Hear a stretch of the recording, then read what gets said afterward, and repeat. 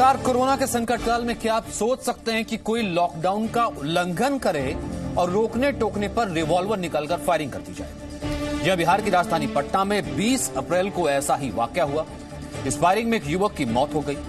हालांकि पुलिस ने सभी 6 आरोपियों को गिरफ्तार कर लिया है, लेकिन उसके बाद की कहानी और भी डराने वाली है, क्योंकि घटना के बाद से पीड़ित परिवार इतना ज्यादा खौफजदा है कि उसने अपने पुश्तैनी मकान कर ये घर बिकाऊ है का पोस्टर लगा दिया।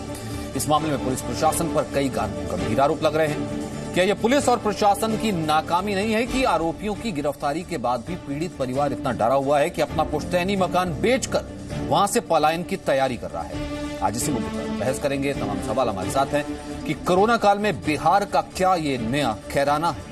दूसरा, लॉकडाउन में मर्डर हुआ, 6 आरोपी जो है गिरफ्तारी हुई है, लेकिन क्या इसके पीछे कोई और साजिश है? वहीं सनी गुप्ता की हत्या पर असहिष्णुता गैंग खामोश क्यों है? वहीं पुश्तैनी मकान पर यह घर बिकाऊ है लिखने की मजबूरी क्यों आई है? और देश में कब तक दोहराया जाएगा कैराना? कुल मिलाकर के इन सवालों पर हम बात करेंगे। तमाम मेहमान हमारे साथ मौजूद है, लेकिन उससे पहले बड़ी खबर का रुख कर लेते हैं। वो कुछ ही देर बाद पीएम मोदी कोरोना के हालात पर राज्यों के मुख्यमंत्रियों के साथ वीडियो कॉन्फ्रेंसिंग के जरिए बैठक करने वाले हैं। सूत्रों के मुताबिक बैठक का 3 बिंदुओं का एजेंडा है। राज्यों और केंद्र शासित प्रदेशों में कोरोना संक्रमण की स्थिति और कंटेनमेंट रोकने के लिए उठाए गए कदम, केंद्रीय गृह मंत्रालय की 20 अप्रैल की गाइडलाइंस, उसका पालन कैसे हो रहा है, और इसके अलावा जिन चीजों पर छूट दी गई है वो किस तरीके से काम कर रही है। तमाम चीजों पर एक तरीके से रिव्यू कहीं ना कहीं होगा। और ये तीसरा जो है, कुल मिलाकर के तीसरी ऐसी बैठक है। इससे पहले जो है लॉकडाउन को बढ़ाया जा चुका है। अब 3 तारीख के बाद लॉकडाउन बढ़ाया जाता है या नहीं बढ़ाया जाता है, 3 मई के बाद। रविंद्र इस वक्त हमारे साथ मौजूद है। रविंद्र, बेहद इंपॉर्टेंट हो जाता है क्योंकि पिछली बार यूनानिमसली हम ये कह सकते हैं कि लॉकडाउन बढ़ाने का फैसला लिया गया था। आज भी क्या कुछ वही चीजें हैं लगभग एजेंडा में? क्या खबर मिल रही है?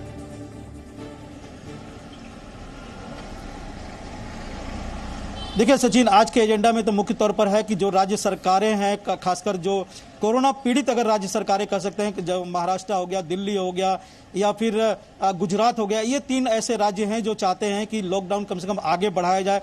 लेकिन इसके बावजूद जो मजदूरों की जो स्थिति है उस समस्या का समाधान हो। ऐसे में माना जा सकता है कि ट्रेनें भले ही न चले 3 मई के बाद, जैसी की संभावना जताई जा रही है, लेकिन मजदूरों के लिए एक स्पेशल ट्रेनें चाहे मुंबई से हो या सूरत से हो, इन जगहों से चलाने की संभावना जताई जा रही है। हालांकि इस पर अंतिम फैसला 2 मई को जब प्रधानमंत्री देश को संबोधित करेंगे या हो सकता है कि उस दिन करें, तभी इसके बारे में पता चलेगा। लेकिन ऐसी संभावना जताई जा रही है कि स्पेशल ट्रेनें चलाई जा सकती है उन मजदूरों के लिए जो फंसे हुए हैं, और ये भी मुख्यमंत्रियों के आग्रह के बाद। इसके अलावा जो आर्थिक गतिविधियों के लिए जो 20 अप्रैल को एमएचए के जो गाइडलाइन जारी हुआ था, उस पर भी समीक्षा होगी कि 7 दिनों में, जैसा कि प्रधानमंत्री ने भी कहा था अपने देश को संबोधित करते हुए कि 7 दिनों की हम समीक्षा करेंगे। उसके बाद इसमें क्या क्या बदलाव किया जा सकता है, इसे खत्म करना है या इसे आगे बढ़ाना है, उस पर भी फैसला लिया जाएगा। तो कहीं ना कहीं 27 अप्रैल, आज 7 दिन पूरे हो रहे हैं और प्रधानमंत्री मुख्यमंत्रियों जो चर्चा करेंगे उन सभी बातों की चर्चा करेंगे। जो रियायतें दी गई थी जो ग्रीन जोन में या फिर ऑरेंज जोन में, उन सब की समीक्षा होगी। लेकिन एक बात जरूर है कि आगे भी जो रेड जोन है, कंटेनमेंट जो एरिया है, जो हॉट स्पॉट है, वहां पर लॉकडाउन की स्थिति कम बेस्ट आगे भी चलते रहेगी। लेकिन जो ग्रीन जोन है, ऐसे राज्य जो कोरोना से मुक्त हो चुके हैं, वहां पर कुछ रियायतें या पूरी तरह से रियायतें दी जाएगी। अपने राज्य में वो अपनी आर्थिक गतिविधियां या दूसरी गतिविधियां चला सके। लेकिन एक बात है कि संबोधित भी कर सकते हैं, कॉलेज है, ये सब फिलहाल बंद ही रहने की पूरी संभावना जताई जा रही है। देखिए 3 मई को खत्म हो रहा है ये लॉकडाउन 2.0। ऐसे में प्रधानमंत्री आज तो संबोधित नहीं करेंगे। संभावना जताई जा रही है कि 2 तारीख जो संडे है उस दिन संबोधित कर सकते हैं पूरे विवरण के साथ। बहुत बहुत शुक्रिया फिलहाल इस बातचीत के लिए। हो सकता है कि उस दिन एड्रेस करें, लेकिन फिलहाल जो है आज मुख्यमंत्रियों से बैठक है और जो तमाम तरीके से जो कंटेनमेंट जोन में बांटा गया है उसी लिहाज से बात की जाएगी। जैसा कि हमने आपको बताया कि बिहार का हम रुख करते एक बार फिर से एक सनी गुप्ता हत्याकांड की जो खबर आई थी। हालांकि पुलिस ने तमाम आरोपियों को गिरफ्तार कर लिया है, लेकिन सबसे बड़ा सवाल यह है कि क्या असहिष्णुता गैंग की इस पर खामोशी कुछ कहती है? क्या इसके पीछे कुछ और थ्योरी थी या फिर एक आम लॉ एंड ऑर्डर का ये वाकया है? वेदभूषण हमारे साथ, जो कि दिल्ली पुलिस के रिटायर्ड अधिकारी है, वो मौजूद है। नीति जैन है बीजेपी की प्रवक्ता, मोहम्मद अफजल अब्बास हैं जेडीयू के नेता, माधव आनंद हैं आला एसपी से, और चेतन सिंह है राजनीतिक विश्लेषक। नीति, क्योंकि सरकार वहां पर आपकी है जेडीयू के साथ, क्या माना जाए? सिर्फ एक लॉ एंड ऑर्डर का इश्यू है जो मुख्य आरोपी है उसकी गिरफ्तारी हो चुकी है, लेकिन जब वो परिवार आगे आकर के बाहर पोस्टर लगा देता है कि वो सुरक्षित महसूस नहीं कर रहा है, ये घर बिकाऊ है, तो फिर जिम्मेदारी राज्य सरकार की नहीं हुई तो किसकी हुई? सचिन, मेरे पास शब्द नहीं है सांत्वना देने के लिए उस परिवार को जिसका एक 26 साल का बेटा मारा जाता है। उसके खुद के एक 2 साल के 4 महीने के 2 बच्चे हैं। और वो क्यों मारा जाता है? क्योंकि कुछ लोगों को लॉकडाउन का पालन नहीं करना है। वो लोग सड़कों पे उतरते हैं, पुलिस वाले वहां पर जाते हैं, एनसीसी वाले वहां पर जाते हैं और उनको बोलते हैं कि हम लॉकडाउन का पालन नहीं करेंगे। एक आदमी को सिर्फ गोली इसलिए मारी जाती है क्योंकि उनका मन नहीं है लॉकडाउन का पालन करने का। और अगर आप ये देखें तो ये एक स्टैंड अलोन घटना नहीं है। ये सिर्फ एक घटना बिहार में हुई हो ऐसा नहीं है। ये लगातार पूरे देश में कहीं ना कहीं ऐसी घटनाएं होती जा रही हैं। चाहे वो हेल्थ वर्कर्स के ऊपर पथराव करने की बात हो, चाहे पुलिस के ऊपर थूकने की बात हो, ये लगातार घटनाएं होती जा रही हैं। जो प्रशासन की आपने बात करी, वहां पर सिक्योरिटी लगाई गई है। उस आदमी का जब जनाजा निकल रहा था उसके ऊपर भी पत्थरबाजी हुई। उसके बाद वहां 100 अफसरों की टुकड़ी भी तैनात करी गई है। तो लॉ एंड ऑर्डर का इसको अकेले का एक मामला, अगर एक मामला होता तो बोलते कि हाँ लॉ एंड ऑर्डर का मामला है। कुछ दिन पहले हमने देखा कला देवी वहां पर मधुबनी में, वहां पर उनको मार दिया गया। तो लगातार जब ऐसी घटनाएं होती रहती हैं तो इसको लॉ एंड ऑर्डर का मामला कहकर नकार नहीं सकते। ये एक बड़ी दिक्कत है जो उभर कर आ रही है। कौन लोग हैं जो लॉकडाउन का पालन नहीं करना चाहते, जिनको ना सरकार के निर्देशों का ना लोगों की जान की चिंता है? तो इन लोगों पे एक सवाल उठाना बहुत जरूरी है। तो उठाइए ना, किसने मना किया? माधव अनंत, क्या आपको भी लगता है कि सिर्फ लॉ एंड ऑर्डर का मामला नहीं है? या फिर कहीं ना कहीं भले वो पालघर हो, भले वो रांची हो, भले वो दुकान के बाहर कुछ लिखना हो, या फिर कहीं घटनाएं ये सब हो, ये चुप्पी तो यही एक सेक्शन ऑफ मीडिया जैसे कहते हैं कि वो जो चुप्पी है वो साफ ये बताती है कि कहीं ना कहीं 2 नजरिए हैं, 2 चश्मे हैं।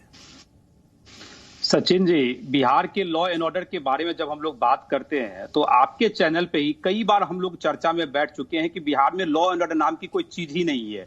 अभी लॉकडाउन के पीरियड में भी अगर अपराधी इस तरह का तांडव करे और प्रशासन, पुलिस प्रशासन चुपचाप बैठा रह जाए, एक घटनाएं नहीं है। आप तमाम जिलों का रिपोर्ट ले लें, इस लॉकडाउन के ड्यूरेशन में कितनी घटनाएं घटित हो रही है। अपराधी जैसे तांडव कर रहे हैं इस लॉकडाउन में कि सोशल डिस्टेंसिंग, फिजिकल डिस्टेंसिंग की बात हो रही है, सड़कों पे नहीं निकलना है, लेकिन इस तरह की घटनाएं बिहार में लगातार घटित हो रही है। मुझे नहीं लगता है कि अभी राजनीति करने का भी वक्त है कि मैं इस पे कोई राजनीतिक बातें करूं, लेकिन इतनी बात तो जरूर कहना चाहता हूं कि सरकार के कंट्रोल में पुलिस प्रशासन नहीं है, एकदम नहीं है। ब्यूरोक्रेसी हावी है और मैं कह सकता हूं कि भगवान भरोसे ही बिहार जो है सो चल रहा है। अगर हम लोग सुरक्षित हैं तो भगवान की कृपा है। चाहे किसी जाति, धर्म, मजहब के लोग हों, मैं इसमें नहीं जाना चाहता हूं कि वो किस जाति का था, किस समुदाय का था, किस मजहब को मानने वाला था, लेकिन सभी वर्ग के लोग भगवान भरोसे ही हम लोग बिहार में हैं। माधव, ये जाति, ये धर्म, ये चश्मा जो है ये अब आपको याद आ जाता है, ये चीजें सेकुलर चीजें अब नजर आ जाती हैं। लेकिन अफजल अब्बास, यही चीज जो है जब जमात पर कार्रवाई की जाती है तब वहां पर धर्म सामने आ जाता है। जब कोई थूकता है उसके ऊपर कार्रवाई की जाती है तब धर्म सामने आ जाता है। रांची में कार्रवाई की जाती है तब धर्म सामने आ जाता है। लेकिन अब जो है धर्म का चश्मा उतार दिया जाता है। क्यों? क्योंकि उसका नाम सन्नी गुप्ता था। ये गलत, ये सचिन जी ये गलत बात है। जहां भी अब कुछ एक सेकंड आपको रोकूंगा। गोपाल, इस वक्त हमारे साथ गोपाल जी जुड़ रहे हैं। गोपाल प्रसाद इस वक्त जो कि सनी के फादर हैं वो हमारे साथ जुड़ रहे हैं। गोपाल जी, सबसे पहले तो हमारी सांत्वना, जिस तरीके का ये पूरा वाकया हुआ, ये जो घटना हुई, थोड़ा सा बताएंगे गोपाल जी? क्योंकि पुलिस तो ये कह रही है, सरकार ये कह रही है कि लॉ एंड ऑर्डर का मामला है, कानून व्यवस्था का मामला है, कार्रवाई कर दी गई है। क्या हुआ था उस दिन गोपाल जी, थोड़ा सा? जी सर, जी सर, हुआ था सर कि लॉकडाउन का हम लोग पालन कर रहे थे सर, ठीक है, और पुलिस बराबर आती थी। ऐसी बात नहीं, लॉकडाउन का आते थे, लोग घर में घुस जाते थे, सब कोई अपना उधर उधर। तो उस दिन का नहीं कौन फोर्स ब्लू वाला आ गया, कहां से आ गया सर, वो लोग भगदड़ करने लगा सर। उसके बाद वो लोग भागने लगा, पुलिस अपना बचाने के लिए। तो हम लोग जो थे यहाँ पर, हम लोग समझाएं बुझाएं उसको कि लॉकडाउन है, जब सही से रहो तो लोग भाग दौड़ नहीं करो। हमारे घर में घुसने के कोशिश कर रहे थे पुलिस भी और वो मृतक। और उसके बाद वो भागने लगा, हम लोग अपना ठेल के भगा दिए। लड़का हमारा था नीचे, सन्नी भी था हमारा। वो लोग हम कहे बेटा तुम लोग जाओ, ऊपर जाओ, तुम जाओ, हम लोग चले आते हैं सर। तो हम लोग बेटा को अपना ऊपर भेज दिया सर, लड़का को, बड़े लड़का को भेज दिया। हम लोग ऊपर चला, हम लोग कमाड़ी बनकर के आ रहे थे सर। हम लोग घुसने की कोशिश कर रहा था, वह लॉकडाउन का हम लोग पालन कर रहे थे। वो उसके बाद वो लड़का ऊपर आ गया, हमारा बेटा ऊपर आया, रेलिंग पर वो खड़ा था कि पापा से क्या हो रहा नहीं हो रहा। वो लोग देखा कि बस मेरा बेटा ताका है पीछू सर छज्जा पर से, और उधर से सर फायरिंग करने लगा। और मोहम्मद चांद ने फायरिंग हाथ में लेते हुए सर फायरिंग करते हुए चला सर, और हमारे बेटा को टारगेट लगा के मारा है सर। ये से बात नहीं, एकदम डायरेक्ट टारगेट। हमारे घर के सामने भी खड़ा है और पूरा उधर भी खड़ा है, किसी को सब कोई खड़ा थे। उसको क्यों नहीं लगाया गया, किस कहा नहीं लगा गया सर? मेरा बेटा को क्यों टारगेट किया गया? एकदम डायरेक्ट मेरे बेटा को मारा गया सर। गोपाल जी, क्यों आपको लगता है कि ये हत्या की गई है, मारा गया है टारगेट लगा करके? क्यों आपको ऐसा लगा? कोई दुश्मनी थी पुराना, इससे पहले कोई झगड़ा हुआ था क्या? सर हम लोग नहीं, वो सर देखिए, वो आदमी जो था सर पुराने, वो हथियार बेचता था, टारगेट अपना बेचता था। और उसका बड़ा भाई 2 केस मर्डर कर चुका इसी इलाका में, इसी इलाका में 2, एक मुस्लिम का एक हिंदू का केस मर्डर किया। उसका बड़ा भाई वो जनरल स्टोर खोल के बैठ गया कि हम सही हो गए हैं। उसका जो चांद, मोहम्मद चांद जो है सर, वो सामान बेचता था, हम लोग देखते थे, मगर हम लोग नहीं बोलते थे। सीधा सपाटा आदमी, हम लोग धंधा करते थे, इस तरह से लोग सर बेचता था। हम लोग देखते सुनते थे कि अपना कारोबार ऊपर है। मगर वो दिन सर जब भी कुछ होता था तो फायरिंग, हथियार ऊपर फायरिंग करता था, बराबर करता था। पूरा मोहल्ला अगल बगल से पूछ लीजिए, मैं क्या बोलूं, पूरा मुस्लिम समाज वहां पर, ये नहीं कि हिंदू वहां पर है, सब मुस्लिम समाज है। लोग मुस्लिम समाज से पूछ लीजिए कि किस तरह का वो हैं। और मेरे बेटा को टारगेट किया गया सर। हमको बस न्याय चाहिए सर, न्याय चाहिए। हम मुख्यमंत्री नीतीश कुमार से चाहूंगा। और एक बात आओ सर, जिस समय मोदी जी जो घोषणा की है सर, मोमबत्ती बांधने के लिए, दिया बांधने के लिए, हमने मोदी जी का बहुत बात माना। उस दिन में सब बात को इस्तेमाल किया गया कि मोदिया ऐसे करता था, मोदिया मोमबत्ती बाबाता है, टिकली कहवाता है। उस दिन भी फायरिंग हुआ है सर। हमने घुट कर रहा कि चलिए मोदिया कर रहा है, जा दीजिए। और मोदी सरकार को गाड़ी पकड़ा है। हम लोग हिंदू समाज हैं सर, बीजेपी के हैं लोग हैं कि आज काम तमाम कर देते हैं सर। बहुत तरह का बात है सर, यहाँ पर हम क्या बताएं सर, अपना वो हालात में नहीं है सर, क्या बता सकते। क्यों आपको लग रहा है कि आप हिंदू हैं, इस कारण से निशाना बनाया जा रहा है? क्यों आपको लग रहा है? और आपको ये भी लगाना पड़ गया, आपने घर के बाहर लगा दिया पोस्टर कि ये घर बिकाऊ है, क्यों? ये सर हमारा पर्पस है, ये खानदानी जमीन हमारा है, ये नहीं कि खरीदा हुआ है। 1990 में दंगा में होता सर, सबसे क्षति हुई थी, हम चल गए थे 90 में यहाँ से। उसके बाद हमारे बड़े भाई ने हिस्सा दे दिया कि बेटा गोपाल तुम ये मकान ले लो, मियाँ टोली का। हम कहा मियाँ टोली के दे दीजिए मकान, हम मुस्लिम है, मैं बहुत मुस्लिम से भाई बहुत अच्छा है, हम यहाँ रहेंगे। हमको आज हमको सुनना पड़ता है उस लोग के, लो मियाँ जी ने बेटा का तुम्हारा जान ले लिया ना, हम क्या करें सर। हम इसलिए मकान में लगाए सर कि हम तो, मेरा लाल चल गया, मेरा बेटा है एक छोटा, मेरा पुतो है, मेरा वाइफ है, मेरा पोती है 4 महीना का सर, और एक बेटी भी है जो 1 तारीख का मेरा बेटी का शादी होने वाला था सर। हम क्या करते, इसलिए सोचा सर कि मेरा लाल तो चल गया सर, मेरा लाल तो चल गया। हम चाहते हैं सर किसी का गोद, किसी का लाल, किसी का बेटा नहीं जाए सर। हम इसलिए चाह रहे कि मकान बेच के किसी जगह चलता है, शांति पूर्वक मैं अपना परिवार को पालन पोषण करे सर, मैं चाहता हूँ सर। जिस वक्त सन्नी की शव यात्रा निकल रही थी, जिस वक्त अंतिम संस्कार के लिए आप लोग ले जा रहे थे, उस वक्त भी पत्थरबाजी हुई थी और केस भी आप पे दर्ज कर लिया गया है। इस पर कुछ कहना चाहते हैं? और आपने क्योंकि ये कहा कि हिंदू है इस कारण से टारगेट किया जा रहा है, उसका क्या मतलब था, थोड़ा बताएंगे? जी सर, मैं हाँ, आपके पास समय है तो पूरा समय मैं दूंगा। मैं सर, जिस समय मेरा लहास बेटा का आया, उसने बहुत तरह का, ये हमारे कुछ एक बात पीछू लोहा का पुल बोलते हैं, उधर से लोग हमला करने के लिए कोशिश किया, करे हमको नहीं, ऐसे समझा के बुझा के हम लोग रखा गया कि नहीं ऐसा बात नहीं है। और मैं उसके बाद जब सब मेरा निकला बेटा का, हम लोग पूछ लीजिएगा, हमारे ward councillor 3 ward councillor, Balram Chaudhary, Munna ji और पप्पू जी हमारे बीच में थे।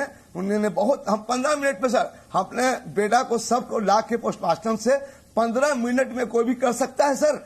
हम अपने आप को, बेटा को शक्ल नहीं देखा सर कि मेरा लाल कैसा है। हम लोग जल्दी सर उनको बात करके, और उसके बाद सर उसी दिन मेरा बेटा बगल में जहां पर शीशा के सिपल बोलते हैं मैदान, उसमें छुपा था, चांद मोहम्मद छुपा था। लोग ने दौरा किया, प्रशासन सर यहाँ रह के कुछ नहीं किया सर। डीएसपी डीआईजी सब थे, कुछ नहीं किया सर। हम लोग कुछ बोला भी, वो लोग मोहल्ला का बोला कि देखिए जा रहा है, कुछ नहीं एक्शन लिया गया सर। उल्टे हम पर सर, जब सब मेरा बेटा के निकला, लोहा का पुल होते हुए, नून के चौराहा होते हुए हम अपने दुकान के पास रखे सबको, बेटा को। उसके बाद निकले हैं तो सर संकीरवा गली बोलता है, उससे 2 बस आगे संकीरवा गली बोलता है, उधर से पत्थर और बड़ेबाजी चला है सर। पूरा मुस्लिम हम पर हमला, पूरा परिवार पर, हम पर, दोस्त पर, जो भी समाज के लोग थे उस पर हमला किया गया सर। ये बताइए सर, एक तो मेरा राज चल गया सर,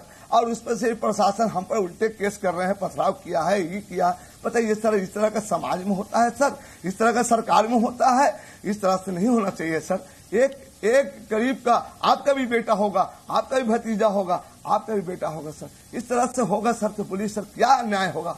हम तो सरकार से, मैं खचकला थाना के इंस्पेक्टर से बोले, ये सर वो बीके में हैं लोग सर, प्रशासन कुछ देगा, बस लिपा पोती काम हो रहा, पकड़ा गया, उसके बाद यही हो गया सर। हम क्या कर सकते हैं सर? बस न्याय चाहिए सर। मेरा लाल तो चल गया सर, मेरा लाल चल गया, बस मेरा लाल चल गया सर। आपको चलते हैं, मेरा न्याय चाहिए सर। एक अंतिम सवाल आपसे मैं पूछना सर चाहता हूं, अंतिम सवाल पूछना चाहता हूं, क्योंकि सनी की जो है वो, सनी की पत्नी भी साथ हैं। आपने कहा कि बेहद मुश्किल समय है, जाहिर सी बात है, ये अंदाजा नहीं लगाया जा सकता, वो लोग जो बैठ करके सिर्फ इस चीज को डिस्कस कर रहे हैं। कोई पुलिस की तरफ से, प्रशासन की तरफ से, सरकार की तरफ से कोई फोन, आगे क्या उम्मीद आपको नजर आती है? क्योंकि आपने पोस्टर लगा दिए, किसी ने कहा कि पोस्टर हटा लीजिए, आप सुरक्षित रहिए। पहली बात तो सर हमारे प्रशासन, डीएसपी, एसपी, डीआईजी जो भी हो, और ये खचकाला का थाना का इंस्पेक्टर हमारे दरवाजा पर लात रखे हैं, पूछ लीजिए उनसे। एक भी पदाधिकारी हमारे दरवाजा पर लात नहीं रखे। ये फोर्स दिए हैं अपने के लिए, अपने सुरक्षा के लिए, काहे के लिए कि लॉकडाउन जो हो रहा है ना, उसी का। आप आइए हमारे दरवाजा पर, मकान पर देखिए, कैमरा वाले को दिखा देंगे सर। कोई नहीं है सर, कोई, वो अपना लॉकडाउन का पालन करना है, इसीलिए हमारे सुरक्षा के लिए नहीं है, वो अपने देश की, समाज की सुरक्षा के लिए कि लॉकडाउन में कोई नहीं निकले सर, उसी लिए सर। बात यही सर, कोई नहीं सुरक्षा से, कोई प्रशासन नहीं आया, कोई नहीं आया, कोई मंत्री नहीं हमारे पास नहीं आए हैं। हमारे बगल के नंदकिशोर यादव विधायक है, हमारे खचकला खानदानी जगह है, वो हमारे रिश्ता में चचा लगते हैं, उनसे पता लगा लीजिएगा, हमसे चचा लगते। एक भी उनका बेटा, वो भी एक बार अपने दरवाजा पर भी नहीं खड़ा हुए सबके सामने। और सर जब हमने मेरा बेटा का लिहाज किया खचकला घाट पर अंतिम संस्कार के लिए, तो बोलते हैं कि नहीं, बाप को अलग कर दो, वो नहीं देखने का, मगर मन नहीं माना सर। गए तो डीएसपी, एसपी साहब ने ड्रोन कैमरा से लगा के एक को नकाब ऐसे हटा के फोटो लिया गया, नाम लिया गया कि उस पर ऐसा करवा किया जाए सर। उल्टे हम पर होना चाहिए सर। बताइए सर, कहाँ का न्याय है? ये कहाँ का ये लोग है? ये सरकार का नीति है। एक सवाल और, मैं चाहूंगा चाहिए। मैं इससे पहले कि मैं चाहूंगा कि मैं माफी चाहता हूं आपसे बात, क्योंकि ये सच्चाई बहुत जरूरी है बाहर आनी, लोगों तक पता लगनी, जो सिर्फ आंख बंद करके ये कह रहे हैं कि एक सिर्फ लॉ एंड ऑर्डर का इशू था, गोली चली और खत्म हो गया, वो नहीं है गोपाल जी। इसलिए मैं चाहता हूं अपनी पूरी सच्चाई आप रखिए। मैं ये कहता हूं कि क्या कुछ और फैमिलीज भी हैं, कुछ और हिंदू फैमिलीज भी हैं जो कि वहां से पलायन कर रही हैं, या फिर इस तरीके से आपको लगा कि एक सोची समझी साजिश हो रही है? हाँ। देखिए सर, जब हमने बोर्ड टांगा मकान का, हमने बोर्ड टांगा तो विरोध किए हिंदू लोग कि गोपाल भैया ये क्या कर रहे हैं आप, ये क्या कर रहे हैं बाबा, ये खानदानी दादा दादी के मकान है, हम लोग मकान है। हम कहा बाबू ऐसा है कि हम तो कुछ से, मेरा परिवार लोग कुछ नहीं है सर, हमारे पास पूंजी नहीं है सर, हम बेच बाज के सर को हम पसंद कर लेंगे परिवार को सर। और वो लोग हिंदू लोग भी पलायन करने की कोशिश कर रहे हैं सर कि नहीं, हम भी सोच चित नहीं है सर, कोई सोच चित नहीं यहाँ पर सर। आप हमारा मकान देख लीजिए कि किस कटघड़ी में है और किस जगह पर है हमारा मकान। मुझे एक छोटा सा विराम लेना है। गोपाल जी, आप हमारे साथ बने रहिए, और हमारे साथ कुछ और भी ऐसे लोग मौजूद हैं जो कि कहीं ना कहीं जो है सरकार से सवाल पूछ सकते हैं, वो आवाज उठाते हैं तो सरकार तक जाती है। मैं चाहूंगा कि उनसे भी आपकी बात करवाऊं। मैं एक छोटा सा ब्रेक ले रहा हूं, लगातार जो है मैं आपसे बातचीत करता रहूंगा। एक छोटा सा ब्रेक, वापस आ।